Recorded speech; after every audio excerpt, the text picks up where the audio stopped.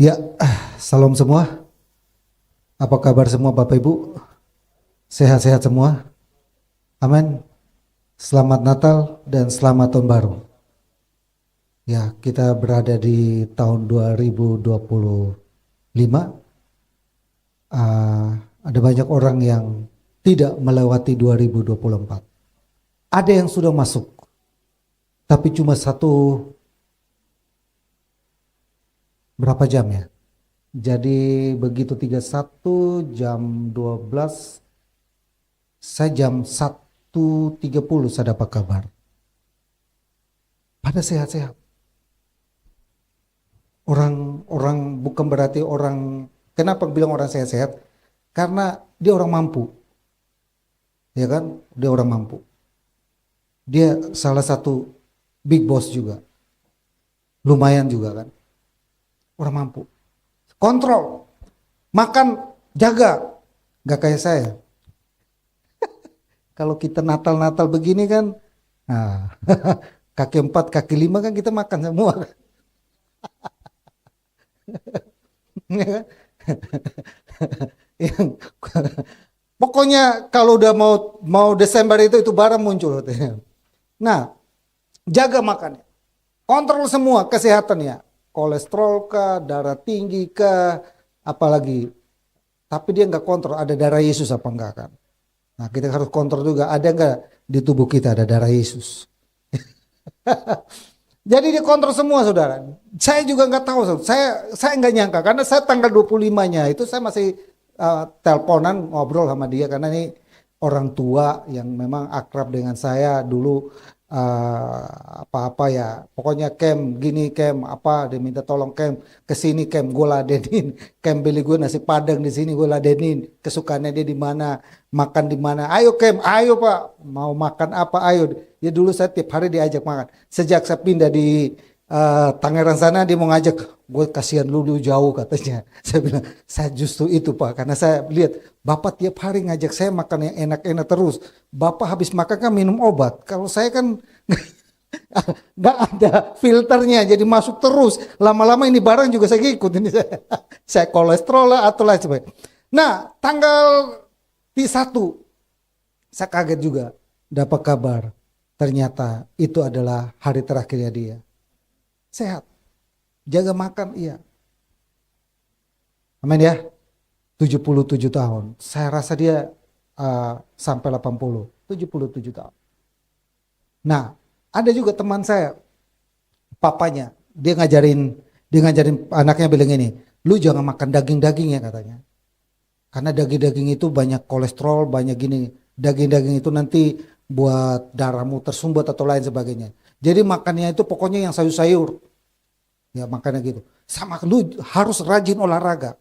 Jadi rajin olahraga. Jalan pagi dari Jelambar sampai Monas, pulang pergi tiap hari Sabtu dan Minggu. Tapi dengar kabar lewat juga. Makan jaga udah, olahraga juga sudah. Apalagi yang belum. Ya kan? Kadang hidup itu kayak gitu saudara kan. Kadang kita berpikir begini, oh saya kontrol semua aman. Oh saya olahraga semua aman. Oh saya fitness. Jadi badan saya tidak one pack tapi apa? 3 pack.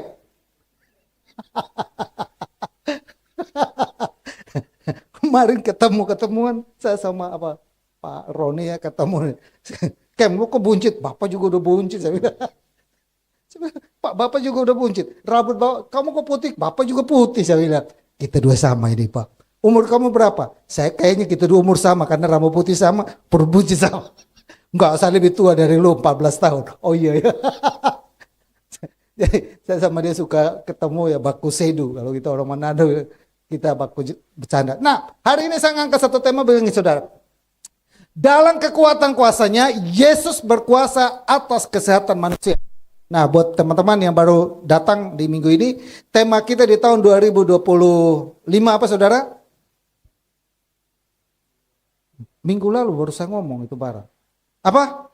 D2KN. Bisa-bisanya Pak Pendeta ini. Apa? dalam kekuatan kuasanya itu. Dalam kayaknya kan ada dua. Nyanya ada di sana itu harusnya stripnya, N-nya situ. Nah, nyanya itu menunjuk kepada siapa? Kepada Yesus. Jadi tahun ini saya tidak membagikan itu per perikop gak. Saya mau coba acak kepada kita. Kita belajar gini saudara. Saya mau khotbah mengangkat tentang Yesus berkuasa atas kesehatan manusia. Dalam kekuatan kuasanya, kesehatan kita dijaga oleh Tuhan. Amin. Amin ya Bapak Ibu. Saya mau ngomong begini kenapa? Karena saya di 2024, ya 2024 masuk 2025, jemaat Tuhan, saya mau ngangkat ini kenapa? Karena saya merasa bahwa itu adalah cara kerja Tuhan.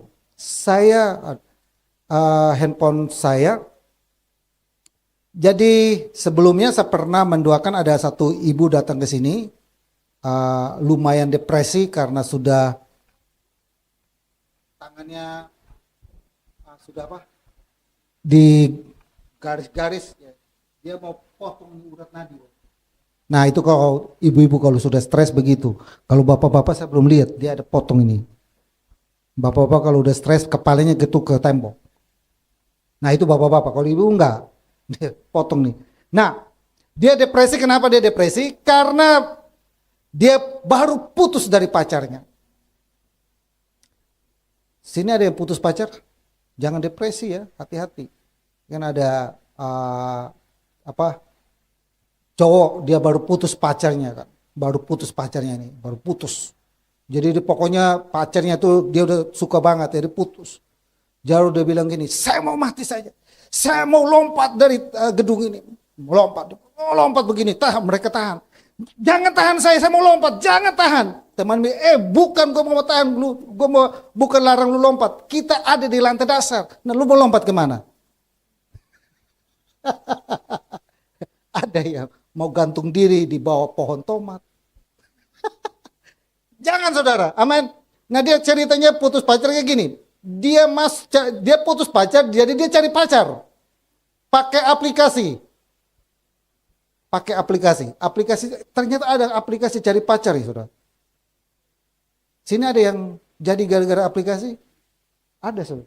Si siapa? Andreas. Ada yang benar, ada yang gak benar.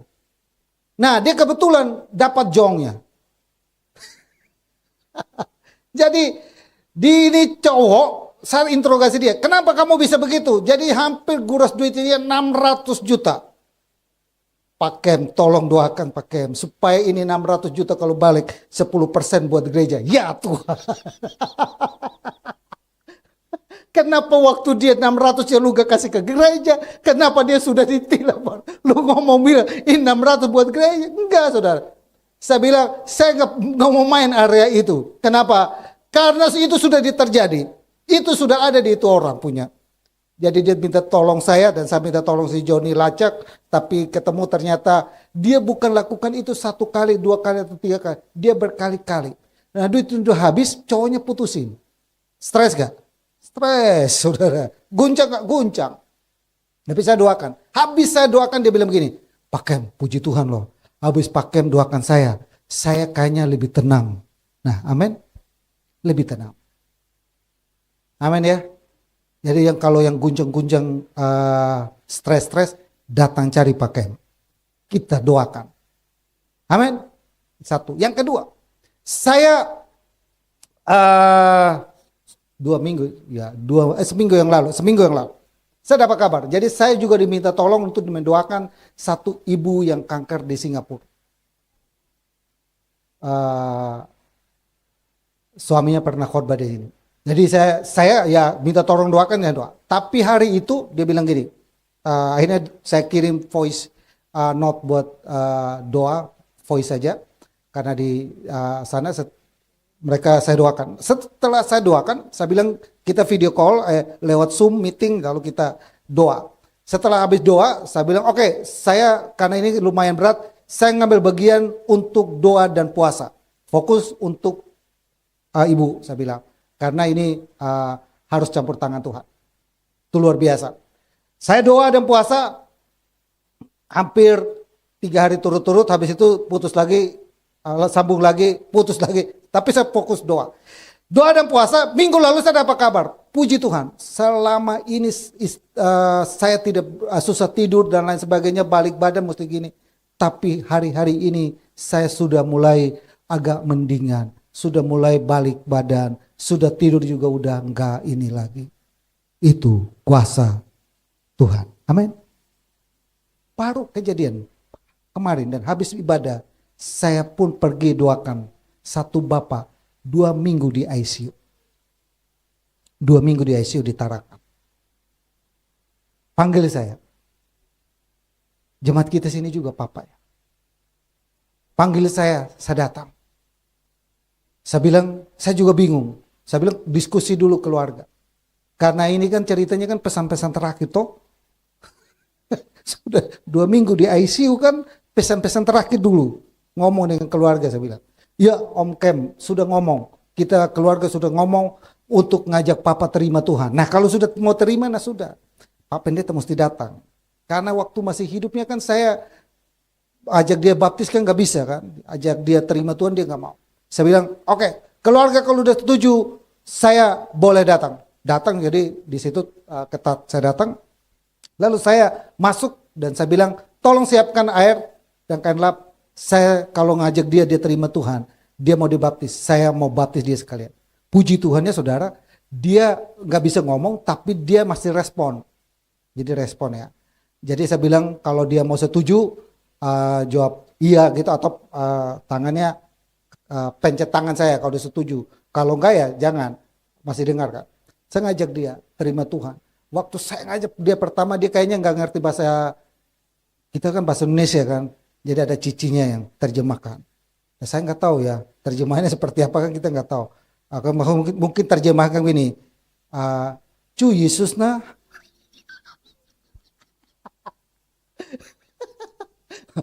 mengajak dia supaya terima Tuhan lah gitu. Jadi udah ngajak dia terima Tuhan dan dia ngangguk. Waktu dia ngangguk, saya tuntun dia untuk terima Tuhan. Bapak Ibu tahu, saya habis tuntun dia terima Tuhan, saya doa dan dia kayaknya mau nangis. Dia mau ikutin kata-kata saya. Dia ikuti karena dia respon. Selesai saya lap, selesai saya pulang. 2 hari kemudian anaknya kasih kabar, Om, Papa sudah mulai respon. Saya pikir, Om, Papa sudah. Jadi kan kita juga takut juga ya. Ini pendeta pencabut nyawa. Soalnya gini saudara, saya pernah saudara, ada orang dikira kita pendeta pencabut nyawa saudara. Saya tanya Bapak Ibu, mungkin tanya Pak Roni ini. Saya sama Pak Roni saudara.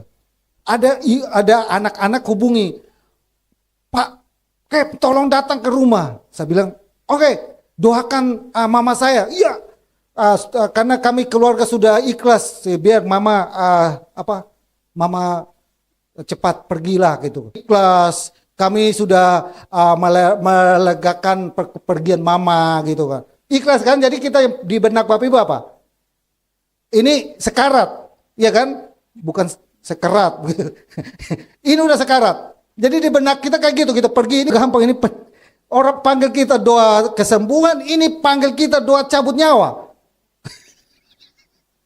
Aneh saudara, tapi saya pernah ngalami itu. Lalu kita pergi. Nah saya juga pikir kan ibu ini ada di ICU, ada di sekarat begitu, udah tua karena pikirkan oma-oma sudah oma-oma kan, jadi orang tua mungkin ini daripada dia susah kita ya doa cepat supaya ini mati sudah. Jadi kayak gitu mungkin ya pikir kita. Tahu-tahunya sudah datang kita. Ya kita bingung kan, ini ibu-ibu sambut kita, silakan duduk. Kita mau tanya mah, kita mau datang sini mau doa, mama ada di mana? Saya ini. Dia yang buka pintu, dia yang sambut kita, dia yang layani kita. Lu mau doain mati nggak tuh? Saya bingung. Ya ini orang masih sehat-sehat. Tiba-tibanya sudah Pak Pendeta, saya udah datang baring di tempat baringnya dia bilang Pak Pendeta saya sudah ikhlas juga. Anak-anak sudah ikhlas. 3 Pak Pendeta bilang sama Tuhan dan Pak Pendeta cabut ini nyawa. Saudaraku yang saya kasih dalam Tuhan Yesus, janganlah kayak gitu saudara. Orang tua masih sehat, masih hidup, kita anak kurang ajar saya bilang. Ini anak-anak bofat ini. Anak nggak tahu diuntung ini. Orang tua masih sehat. Doa supaya. Aduh, saya. Nah, si jemaat kita ini papanya gitu. Jadi saya datang dari ICU dan selesai. Tapi minggu kemarin dan hari ini dia kasih kabar. Dan saya mau nantikan dia untuk kesaksian di sini. Om, papa sudah ngomong. Papa minta makan. Papa sekarang sudah tidak di ICU. Papa sudah pindah di ruangan normal. Amin. Tuhan berkuasa. Amin. Atas kesehatan. Saya doa dan puasa buat mereka. Saya fokuskan kepada mereka. Siang malam saya doa, bangun doa, sebut namanya. Saya percaya Tuhan berkuasa atas kesehatan manusia. Amin. Maka kebenaran firman Tuhan kita hari ini kita belajar adalah Yesus berkuasa atas kesehatan manusia. Next. Bisa maju? Ya, oke. Ya, pendahuluannya ini. Pada kesempatan ini kita akan membahas yang sangat penting dan relevan bagi kita semua, yaitu Yesus berkuasa atas kesehatan manusia. Dalam perjalanan pelayanannya di dunia, Yesus menunjukkan kuasanya untuk menyembuhkan berbagai penyakit dan memberdayakan kita untuk hidup sehat dan sehat secara tubuh, jasmani, dan jiwa kita. Pelayanan Yesus pun sama. Yesus dalam pelayanannya di dunia waktu zaman 2000 tahun yang lalu, dia pun menyembuhkan orang-orang yang sakit. Amin. Gak tahu, Bu Ana mungkin kesaksian sih di minggu lalu aku doain. Kesaksiannya Bu ya. Udah sehat ya Bu ya. Puji Tuhan ya Bu ya. Nah, Oma bagaimana kaki Oma? Sehat Oma? Sehat kita. Yesus berkuasa atas kesehatan kita. Nah, kita belajar hari ini. Kenapa, apa yang membuat orang sehingga Yesus tertarik untuk menyembuhkan. Nah, kita belajar dari 3 peristiwa. Yang pertama, peristiwa yang pertama adalah gini. Ayat 25. Ya, Bapak Ibu mungkin saya kutip ayat-ayat intinya saja. Yesus pun berkeliling di seluruh Galilea. Ia mengajar dalam rumah-rumah ibadah dan memberitakan Injil Kerajaan Allah serta melenyapkan segala penyakit dan kelemahan di antara bangsa itu. Melenyapkan segala penyakit. Amin. Penyakit mata, penyakit lever, penyakit ginjal, penyakit apalagi yang ada kelemahannya dalam tubuh kita. Yesus melenyapkan. Pertanyaan kita sekarang, kenapa tubuh kita itu gampang sakit? Bapak Ibu pernah tahu tidak? Kenapa dan sejak kapan tubuh manusia itu diserang penyakit? Sejak kapan mulainya penyakit itu muncul dalam kehidupan kita? Sejak kapan? Tahu ya Bapak Ibu? Sejak kapan? Sejak saya makannya sembarangan. Bukan itu. Sejak saya tidak olahraga. Bukan itu. Karena tadi saya sudah bilang ada banyak orang yang olahraga. Siapa? Yang anggota DPR itu kan siapa? Dulu. Itu kan tiba-tiba itu kan rajin olahraga, fitness segala. Tapi lewat juga kan. Terus suaminya si siapa? BCL ya? Apa? Iya kan? Itu juga gitu kan? Sehat. Iya kan, makan teratur, olahraga, tidur teratur semua kan. Diatur sedemikian rupa. Sampai mau makan aja ditakar saudara. Saya juga bingung ya, bagaimana takarnya ya. Kalau ada babi hong, kalau ditakar kan kita bingung kan. Atau daging C gitu kan, ditakar kan. Ini kita sudah mau ke Imlek ini, itu babi hong muncul kan. Kaki babi gitu kan, brenebon begitu kan Oma ya, aduh.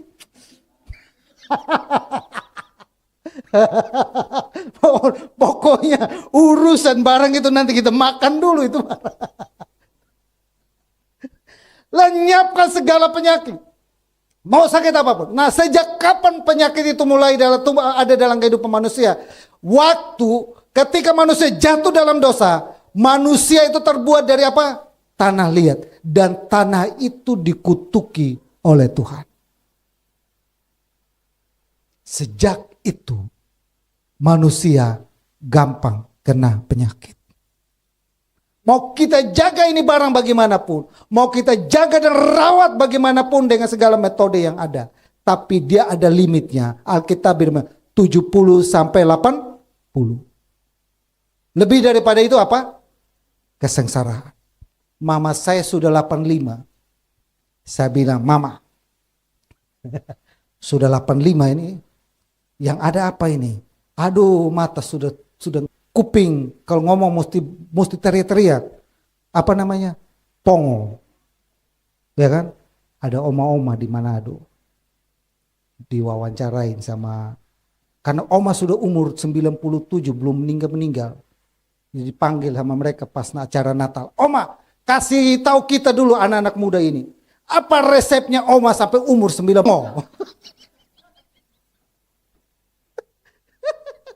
Jadi umur panjang bukan karena fitness Bapak Ibu, bukan karena jaga makanan Bapak Ibu, tapi apa saudara? Pongo. Ada satu pendeta KKR saudara. KKR saudara. Saya juga salut sama pendeta ini, KKR luar biasa. Semua sakit datang, doa. Oke. Yang buta maju buta. Ya kan? Doa, sembuh, pergi. Sakit lever maju. Sakit ginjal maju. Sakit pinggang maju. Doain, diwawancarain, sembuh. Giliran tanya, yang tuli maju. Yang saya bingungnya, maju saudara. Pertanyaannya adalah, apakah dia tuli atau waktu bilang yang tuli maju, dia sudah sembuh? Yang tuli maju kan kita bingung semua. Pertanyaannya kan gitu kan. Yang tuli maju kan harusnya dia pongo kan. Tapi begitu panggil dengan tuli maju, dia maju. Saya bilang ngana panipu tote, ngana bukan tuli ini. Ngana dengar dari tadi kita ngomong. Kalau yang buta maju kan dia telinga tidak pongo kan, dia pinggang sakit kan dia tidak pongo. Nah begitu bilang yang tuli maju, ngana ini cobai Tuhan. Amin ya. Nah segala penyakit disembuhkan. Kapan kita itu mengalami penyakit? Waktu Tuhan itu berkata tanah ini dikutuki karena ketidaktaatan. Sejak itulah manusia mengalami namanya sakit penyakit. Amin. Kita perlu menjaga tubuh kita, merawat dengan berbagai hal, dengan makanan, menjaga olahraga dan lain sebagainya. Tapi semua di atas semuanya, Bapak Ibu pun harus berserah kepada Dia. Rumah saya sudah jadikah? Ya kan? Kita nanya Tuhan, apakah masih saya perlu di bumi ini? Ya kalau Tuhan masih izinkan kita, berarti kita masih perlu di bumi ini. Masih lihat cucu-cucu, biar kamu terhibur sedikit kah? Oke, berikut. Saya mau jelaskan kepada kita di Matius. Pertama adalah gini. Yesus pun berkeliling di seluruh Galilea mengajarkan dalam rumah-rumah ibadah dan memberitakan Injil Kerajaan Allah dan melenyapkan segala penyakit dan kelemahan di antara bangsa-bangsa itu. Maka tersiarlah berita tentang Dia di seluruh Syria dan dibawalah kepadanya semua orang yang buruk keadaannya, yang menderita berbagai penyakit, yang sengsara, yang kerasukan, yang sakit ayan, yang lumpuh, lalu Yesus menyembuhkan mereka. Maka orang banyak berbondong-bondong mengikuti Dia. Mereka datang dari Galilea, dari Dekapolis, dari Yerusalem, dari Yudea dan dari seberang sungai Yordan. Yang pertama kita bahas dari peristiwa ini adalah kesembuhan itu bisa terjadi di tempat ibadah. Amin. Bapak Ibu baca deh, saya kasih tanda warna merah, rumah-rumah ibadah. Waktu Yesus mengajar, memberikan pengajaran, waktu Dia berkhotbah di rumah-rumah ibadah, ada orang bawa orang-orang yang sakit dan didoakan di sana dan terjadi kesembuhan. Amin. Di rumah ibadah terjadi kesembuhan. Amin ya Bapak Ibu. Maka Alkitab bilang ini di Keluaran bilang, Tuhan akan memberkati jikalau engkau setia beribadah, Tuhan akan memberkati roti makananmu dan melalukan penyakit dari tengah-tengahmu. Ibadah itu berkaitan dengan kesembuhan kita. Amin. Diperhitungkan. Yesus menyembuhkan. Lalu yang kedua, ada yang menyiarkan. Berita tentang kesembuhan itu harus disampaikan. Ceritakan kepada orang. Itu kadang-kala kalau kita mengalami mujizat Tuhan, kita ditolong oleh Tuhan, kita ceritakan itu kepada orang. Orang lain pun mereka merasakan kebaikan Tuhan, mereka pun ditolong. Amin. Misalnya, nih saya lagi bimbing jemaat kita ini, nanti kalau udah papanya udah selesai, habis ini saya mungkin lanjut doa. Kalau udah selesai dia bilang, saya mau berikan kesaksian. Karena dia bilang, Om, aku fokus kepada papa. Aku fokus kepada papa. Buat dia papanya sekarang. Dan Tuhan sudah melakukannya. Tuhan menolong papa. ICU, koma, tadi mereka nggak bisa papa. Hari ini sudah pindah di ruang yang, amin ya, sakit, berbagai buruk keadaannya. Saya nggak tahu ya, berbagai buruk keadaannya. Apakah muka-muka penyok juga buruk keadaan?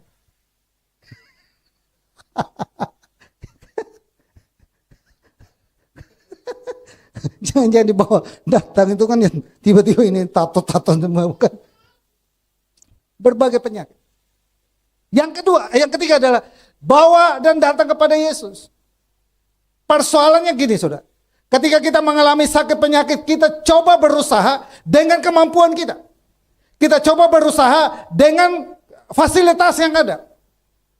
Benar, boleh, bukan berarti nggak boleh saudara pergi ke dokter, itu bukan berarti nggak boleh. Di Alkitab salah satu tokoh yang sangat terkenal itu Dr. Lukas, dia menulis kitab Lukas. Itu seorang profesor dokter. Tapi di atas segala-galanya, undanglah Yesus. Amin. Jangan saudara. Kemarin saya bilang, waktu hidup kita kan ajak, terima Tuhan. Belum. Percaya Tuhan, kau akan selamat. Belum. Tapi coba di ICU kau datang. Jangan sampai di ICU. Baru kita bilang begini, saya ngalamin itu berapa kali. Saya doakan orang udah di ICU. Paling gampang penginjilan di ICU. Saya pingin rumah sakit paling gampang. Kalau orang sudah terbaring di rumah sakit. Mau diapain pun dia udah nurut itu. Bahkan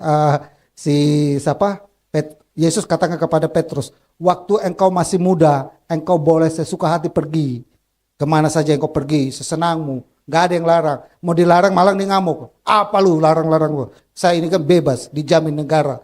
Jangan larang-larang saya. Kan gak boleh. Saya punya kebebasan. Tapi Yesus bilang kepada Petrus, waktu kau masih muda kan kau sesuka hati. Tapi coba kalau kau sudah tua. Kau mau pergi saja kau dituntun. Ya kan? Coba kau waktu tua kan kau bilang, waktu muda kan kau bilang begini, apa kau larang-larang? Biarkan aku jalan sesuka hati, aku bebas. Waktu begitu dia udah tua, pergi sudah. Pergi sudah, pesan gojek ke, mau naik apa ke, jalan sudah kau. Udah jalan sudah. Jangan. Enggak kan? Karena kita punya keterbatasan. Amin ya. Waktu kita sehat-sehat itulah waktunya untuk kita mendekatkan diri kepada Tuhan. Amin ya. Ya, berikut peristiwa yang kedua. Ya, peristiwa yang kedua di Markus pasal kedua ayat 3 sampai 5. Ayat ketiga, ada orang-orang datang membawanya kepadanya, seorang lumpuh digotong oleh 4 orang, tetapi mereka tidak dapat membawanya kepadanya karena orang banyak itu. Lalu mereka membuka atap yang di atasnya, sesudah terbuka mereka menurunkan tilamnya tempat orang lumpuh itu terbaring. Ketika Yesus melihat iman mereka, berkatalah ia kepada orang lumpuh itu, "Hai anakku, dosamu sudah diampuni." Ini peristiwanya Bapak Ibu tahu ya, cerita di Alkitab. Ada satu orang yang sakit lumpuh. Orang lumpuh tahu ya. Orang lumpuh itu berarti dia nggak bisa menolong dirinya. Jadi harus ada orang lain yang tolong. Harus tergantung kepada belas kasihan orang lain. Mau bicara, mau makan saja kita harus suapin. Mau ke belakang saja kita harus urusin. Jadi bersyukurlah dia punya teman-teman, orang yang hebat. Ada 4 orang. Ini 4 orang ini ada orang-orang GBI double C. Amin. Amin ya. Halo. Empat orang ini adalah 4 orang GBI double C. Apalagi anak-anak mudanya. Amin ya. Melihat orang yang lumpuh, melihat orang yang susah, melihat orang yang tidak berdaya, mereka bawanya kepada Yesus. Amin. Di luar sana kan banyak orang yang lumpuh. Lumpuh imannya, lumpuh pengetahuannya, lumpuh harapannya, lumpuh apalagi? Lumpuh. Cari mereka 4 orang. Bawa mereka datang, temukan Yesus di tempat ini. Amin ya. Saya liburan kemarin sama istri, sekeluarga tadinya liburan ceritanya mau pergi lihat rekreasi, malah kunjungi teman. Jadi di Semarang teman saya punya pelayanan namanya Generasi Emas. Saya salut sama dia, itu satu angkatan, satu kelas, satu bandel, kita satu asrama, jadi kita dua dulu juga akrab banget. Nah, dia punya yayasan. Yayasannya saudara tahu nggak? Urus siapa saudara? Urus anak-anak gelandangan, urus orang-orang yang tidak mampu dan ditampung sama dia. Dia bilang hampir tiap hari ada orang tua yang anak kan mereka nggak bisa didik, bawa ke tempatnya dia yang bina. Dan jadi salah satunya, Bapak Ibu mungkin pernah lihat di Metro TV yang diwawancarai Kik Andi, yang badannya tato semua ya, tahu ya? Saya salut sama dia. Dia bilang gini, waktu anak ini dibina sama dia, waktu dia temukan di pinggir jalan tato semua lalu dibina sama dia, jadi baik, jadi benar, hidupnya benar. Tapi begitu dia jadi benar, sudah selesai dia benar dan dia gabung dengan pelayanannya teman saya. Begitu dia sudah mampu, dia bikin yayasan lagi. Lalu diwawancarain sama si Metro TV, Kik Andi, yang dia omongin tuh tempatnya teman saya. Jadi pengurus-pengurusnya kenapa dia bawa ini atas nama dia, kenapa dia bawa ini atas nama dia, tapi dia punya motivasi. Itu biarkan. Kita punya bagian masing-masing. Biarkan dia seperti itu. Kita punya bagian masing-masing. Dia tidak pernah sakit hati, dia tidak pernah kecewa, dia tidak pernah menghakimi temannya, dia tidak pernah merasa bahwa gue ditikung dari belakang, gue ditikam dari sudut sini. Enggak. Saya bilang itulah kita hamba Tuhan. Harusnya punya motivasi benar. Jaga hubungan kita dengan Tuhan. Amin. Hati ini harus bersih. Dan benar saudara, sampai hari ini, bahkan kemarin ini dulu dia kasih saya, ini dulu donatur di saya sini, ini donatur dia itu teman-teman, saya kenal dengan orang-orang itu. Tolong foto kirim salon dari Pak Kem. Datang satu, Pak kenal ini, kenal lah, masa nggak kenal, itu kita dulu sama-sama. Nah itulah saudaraku yang saya kasih dalam tahun Yesus, jaga hati kita. Nah kita belajar dari sini. Ya, yang berikutnya, berikutnya coba kita belajar dari peristiwa yang kedua, ada lagi nih saudara. Ya, ada orang-orang yang dibawa kepadanya seorang lumpuh, digotong oleh 4 orang. Kesembuhan itu terjadi karena adanya kerjasama. Ya, adanya kerjasama antara si sakit dan orang yang tidak sakit. Jadi kalau nanti Bapak Ibu punya saudara atau sahabat yang lain yang sakit, jangan usaha sendiri. Cari partner, cari teman. Karena Alkitab bilang, kesembuhan itu terjadi karena adanya kerjasama antara yang sakit dan yang tidak sakit. Ada 4 orang yang menggotong dia, berusaha supaya temannya sembuh. Yang kedua, kesembuhan itu terjadi karena iman orang lain. Ketika Yesus melihat iman mereka. Jadi iman mereka itu siapa? Iman orang yang sakit ini. Dan juga iman ke-4 orang tadi. Jadi ada berapa iman? Berapa?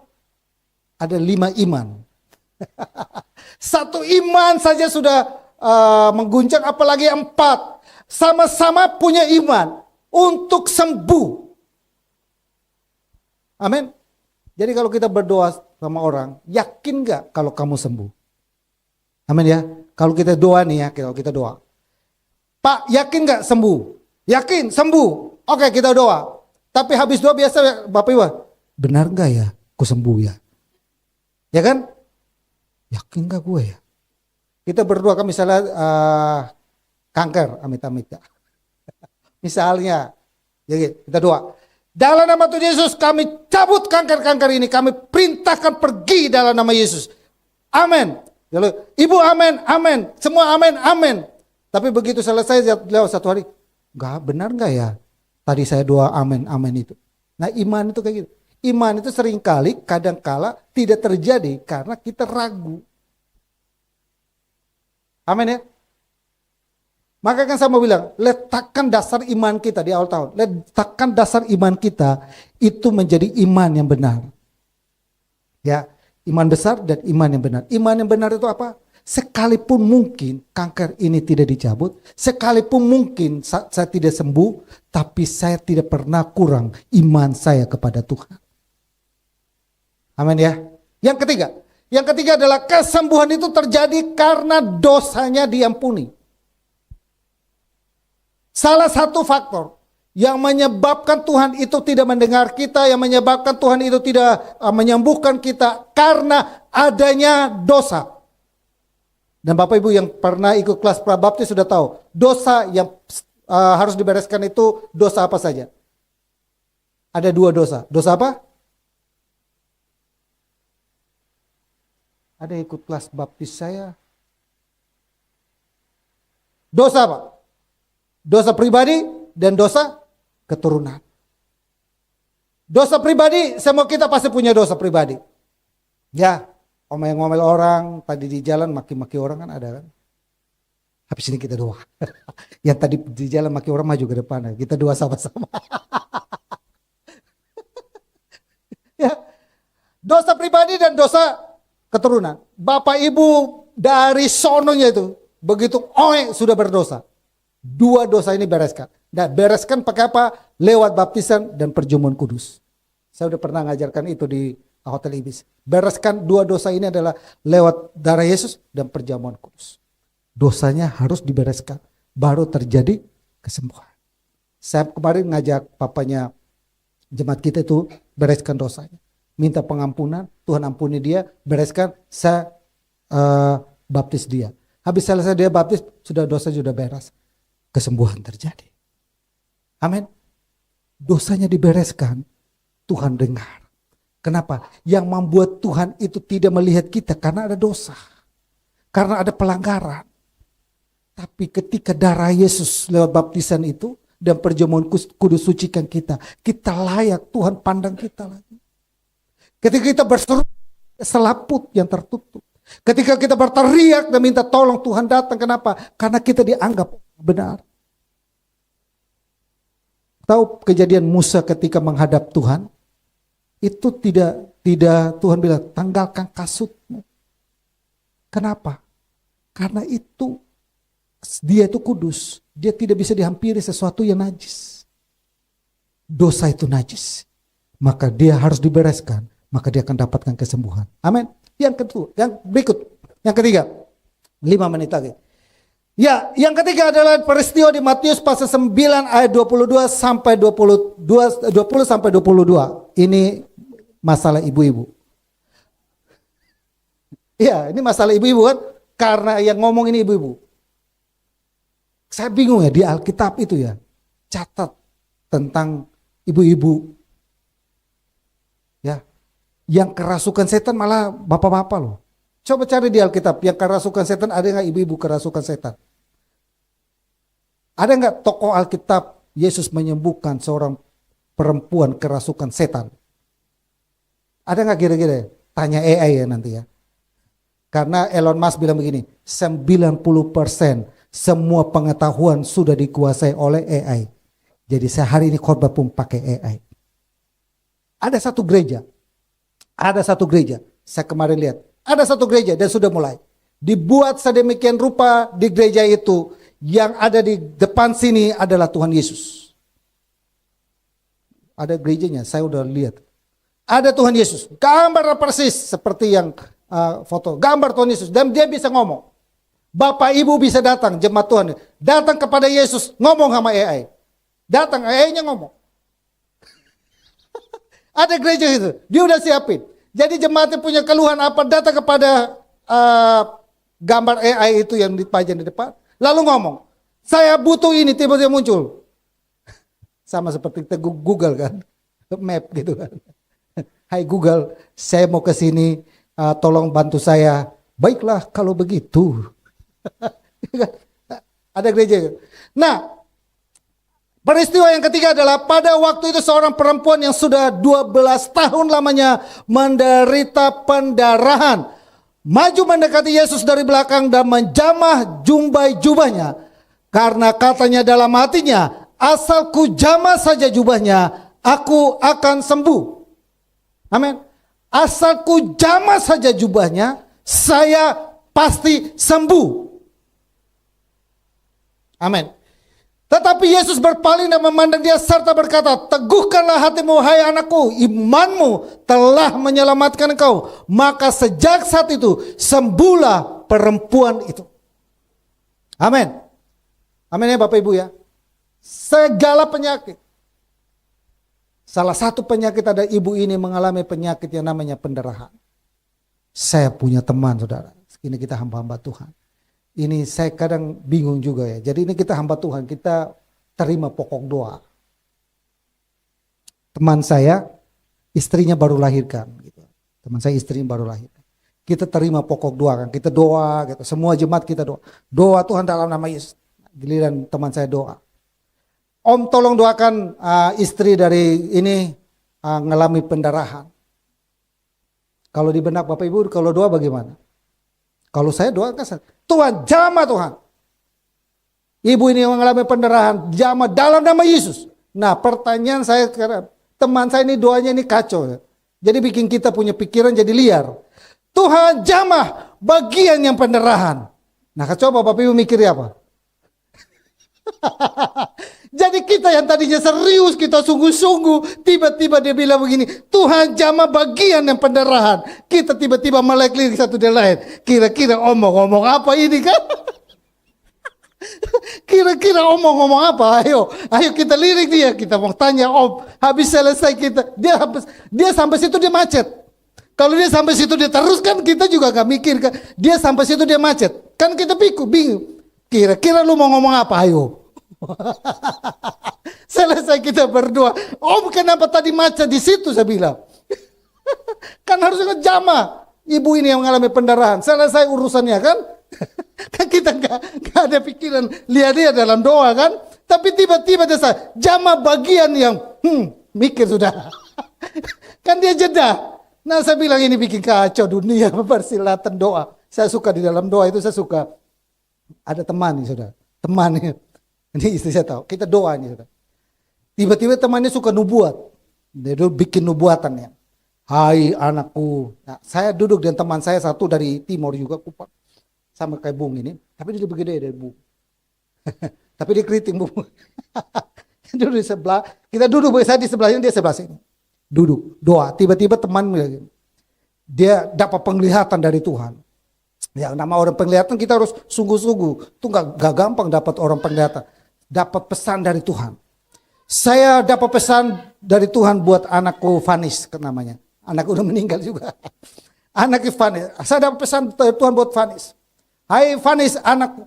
Aku Tuhan Allahmu. Aku akan menggendong engkau. Saya di sebelahnya. Keberatan. Saya senggol dia bilang keberatan. Dia teriak. Setan. Setan ngana. Nah orang kan lagi nubuat sama dia kan dia teriak keras kan bilang setan. Jadi kira orang yang nubuat itu kira dia ngomong sama dia setan. Selesai saya ibu kenapa nubuatin sama si Vanis? Vanis bilang ibu setan. Jadi ngamuk-ngamuk. Bukan begitu Bu. Ibu lagi doa nubuat pakai senggol saya. Jadi saya bilang setannya pakai. Jadi saudaraku yang saya kasih. Mari kita belajar hari ini saudara. Kita belajar ibu ini bilang begini. Asalku jamah saja jubahnya. Aku sembuh. Amin. Berikut. Nah 0 menit. Berikutnya segini saudara. Kita belajar 3 hal ini saudara. Dari peristiwa Matius pasal 9 ayat 20 sampai 22. Mengajarkan kita pelajaran penting. Ada 3 pelajaran penting. Ada perkataanmu menentukan mujizat apa kesembuhan. Dia berkata dalam hatinya, asalku jamah saja jubah ini, aku sembuh. perkataan kita menentukan kesembuhan kita. Amin.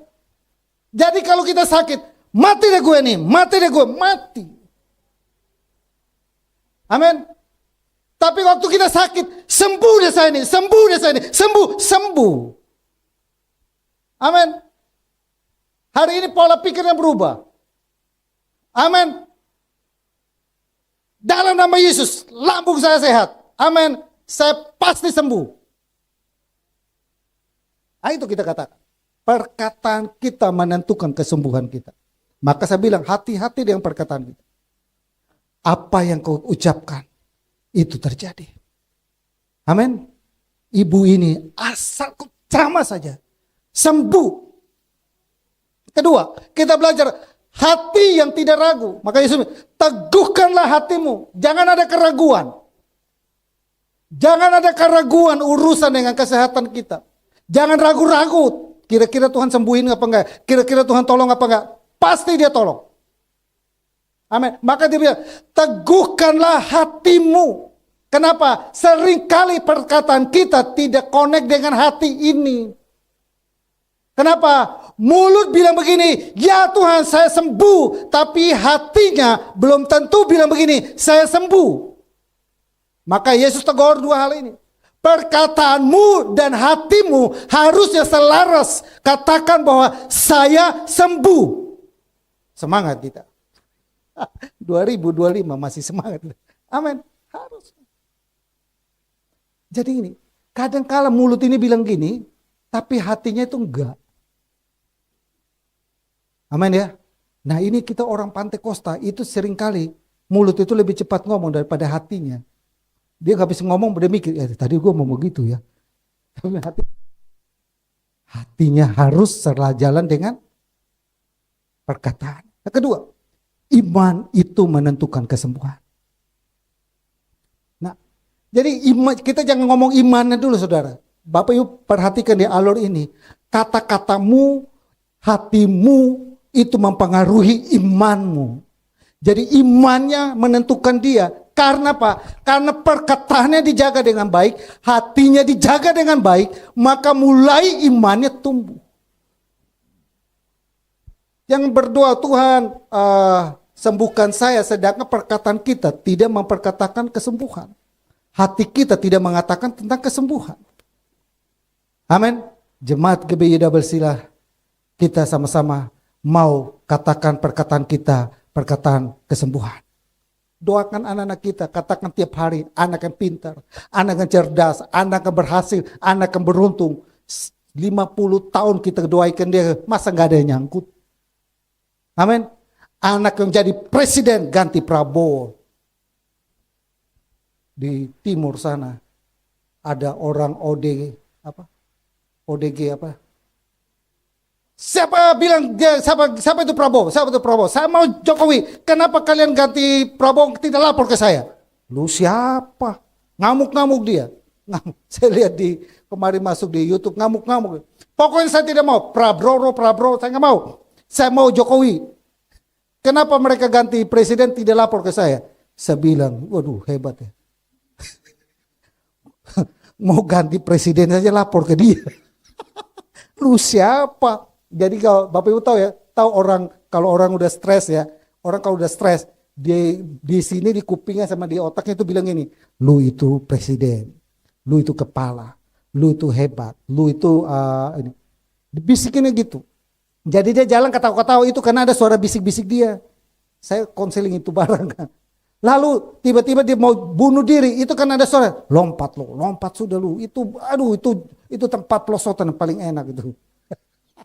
Itu dibisikin kayak gitu. Saya urus ini barang, jadi saya tahu mereka punya otaknya punya mau.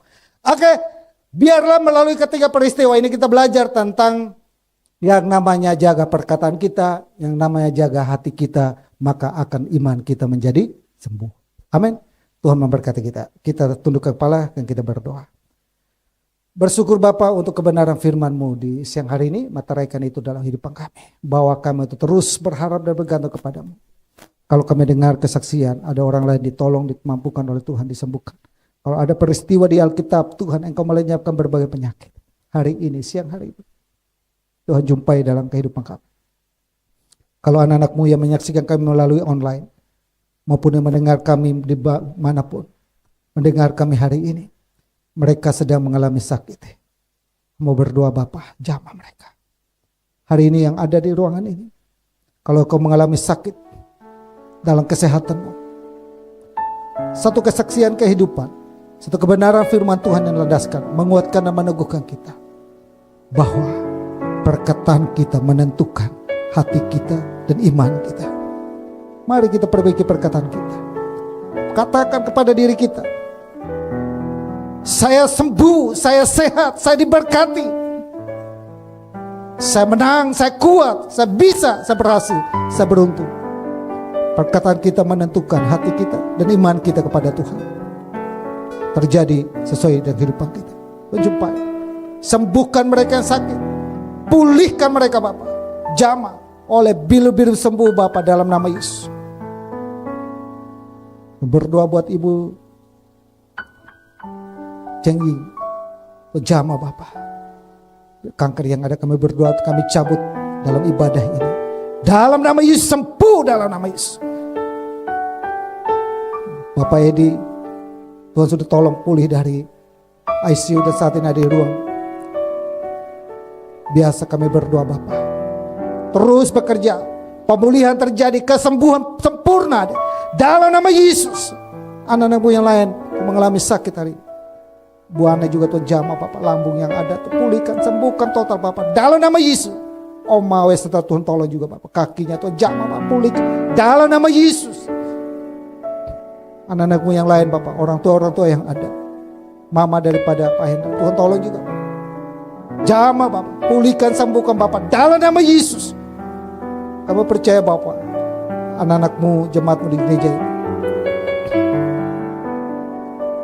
Bapak dan Mama Hendra juga akan berdoa, Tuhan tolong pulihkan Bapak, sembuhkan oleh biru-birumu, sembuh Bapak iman mereka, iman anak-anakmu. Tuhan tolong kami, biarlah di bulan ini kami mengalami mujizat kesembuhan itu dalam kehidupan kami. Terpujilah namamu, dalam nama Tuhan Yesus, haleluya, amin.